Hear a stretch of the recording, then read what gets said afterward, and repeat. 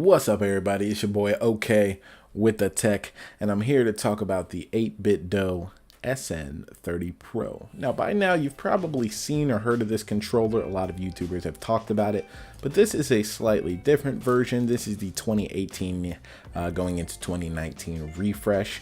They've only kept the light purple buttons rather than the two-tone that more closely resembled the original SNES controller that it tries to kind of pay homage to. It adds in, obviously, two joysticks and support for a lot of other devices: Switch, PC, Android, Mac OS, Steam, Raspberry Pi, Bluetooth 4.0.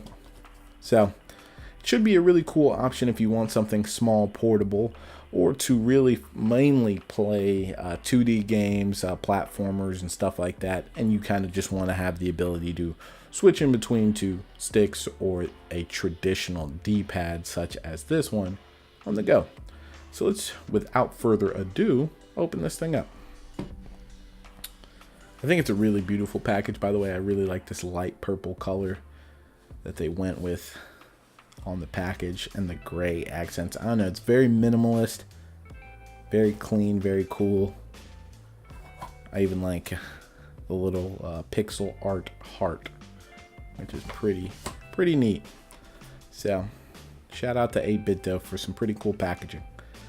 So then we've just got a nondescript gray box, and it's almost like it's sliding out like butter. So let's see what we've got in here. Okay, a shiny piece of plastic. And you take that off to reveal a really nice looking 8BitDo SN30 Pro. Wow. I'm going to take this little plastic off. Wow. It's really cool. It's got this kind of almost speckled look to it. I think you can see that a little bit. You can feel that texture slightly, but it's very soft. It's very cool. It actually feels a little slicker and softer on the face, and a little grippier back here on the back. So should get a pretty nice experience. One cool thing about this controller is that since it's kind of built with Nintendo in mind, it is very compatible with the Switch, and it actually has a home and a share button, which is very convenient because not a lot of the other controllers that aren't really built specifically for the Switch will have that. So that's pretty cool that you can use this on your PC and on your Switch, which is kind of what I intended to use it for. I want to play some of the indie games with this and try it out. And I also want to use it on my PC with Maplestory too, because I've been having a lot of fun with that and using a controller, and I wanted something a little lighter. So as you can see on the top, we've got a USB Type-C port, which is really neat. L2, R2, and L and R triggers. So you get all of that access on the top there, even though this is a really small package to pack those in up top there. You can see this is not a thick controller by any means, and we get all of those buttons crammed up there, but somehow it doesn't feel too bad. And the triggers, the way that they kind of fall back, is really neat. I think it actually does a really good job. So I think it gives the illusion of more room up there than there is. Also, I noticed they've got a convex and a little speck on my controller there, but we've got a concave on X and Y and a convex design on A and B, which should make it really easy to find the buttons that you're looking for, and they're spaced really well. Actually, I actually really like how these buttons feel. You can get a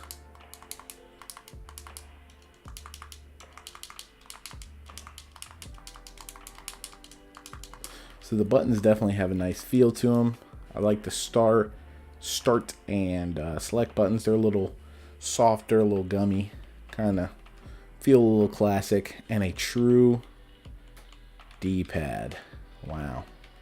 Yeah, that D-pad definitely feels really good. So if you're into D-pads, traditional D-pads that is, then you will really like this controller. I don't really play too many retro games. I just like the look of the controller and really that wanted something portable and light. On the back, you've just got some 8BitDo branding and some, you know, copyright stuff and FCC stuff and all that. That's actually really cool. I know in the instructions they give you on how to open everything up and switch between devices, but they actually put it on the back of the device as well. So that's really cool, really neat thing to have there. So that is a really quick first look at the SN30 Pro.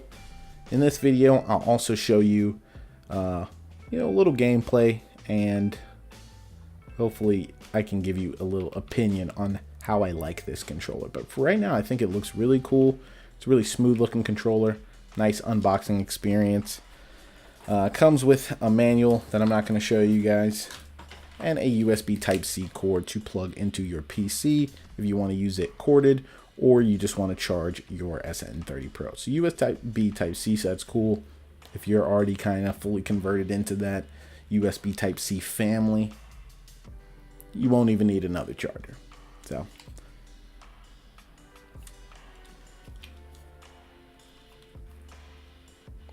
SN30 Pro.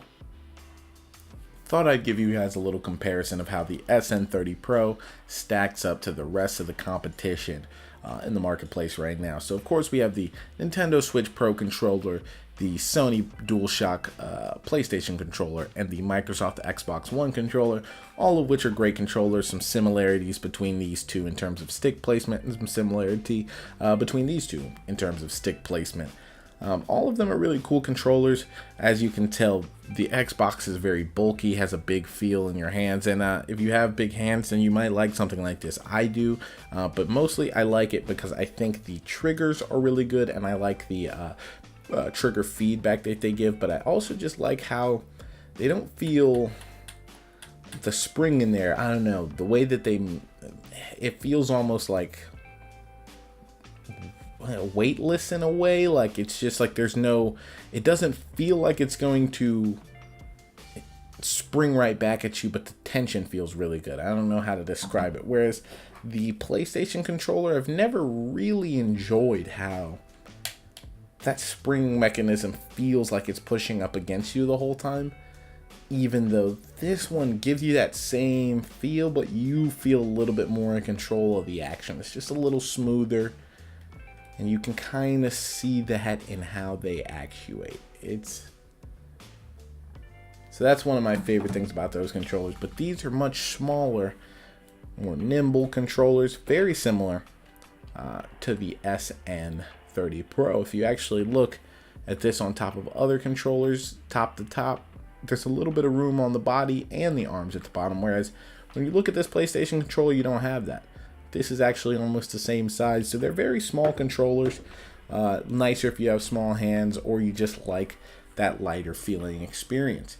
The Nintendo Switch Pro controller, I almost think is kind of the best of both worlds there. It's got the legs, but I think the body is just a little bit smaller than that of like the Xbox One controller. Now, in terms of build quality, if I had to rate them, Pro controller gets #1 in build quality. I mean, this thing doesn't creak. It just feels so solidly put together, man. And I like whatever material they use to give it like this weird plastic leather feel on the handles that just really feels really good to grip, and is a very nice feeling controller. After that, I don't know, the SN30 Pro feels really well put together. Some things I don't like about the PlayStation controller, those triggers feel cheap to me. I've actually had a few of them break on me before. Little creaky, not too bad. It's all in all a really good controller, but definitely does have a little flex on, is a little creaky. Definitely older controllers too, so that we'll see how this one weathers and if it'll start getting creaky at a certain point in time. I gotta say, as much as I love an Xbox controller, not a beautiful sound. Not really what you want to hear from a controller. And when you're gripping down on it, you definitely know you're gripping down on it. Never broken anything on an Xbox controller, but sounds a little cheap. Sounds a little cheap, looks really good though. I love the premium white look that they go with on these ones, and all the, you know, kind of designed ones look really good, but so do the PlayStation ones. Nintendo, you got to step your game up with the custom controllers. Some of them look really good. I like the Splatoon one, but other than that, I don't. Yeah, custom controllers. You guys also could launch some that aren't tied to video games. That would be kind of cool.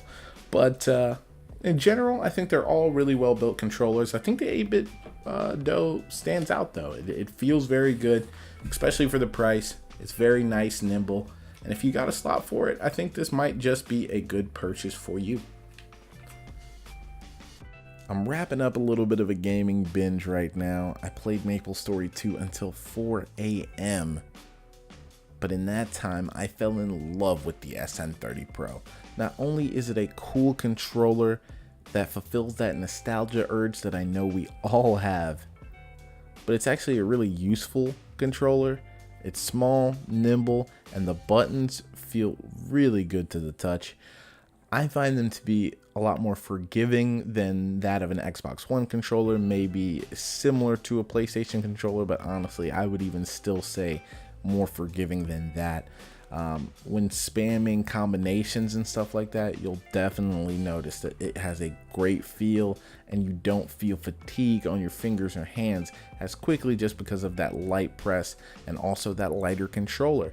I really loved using it in Maplestory 2 yesterday. It's definitely going to be my daily driver for Maple just because of how light it is. Pick it up, put it down. I like that idea for when I'm on my desktop setup.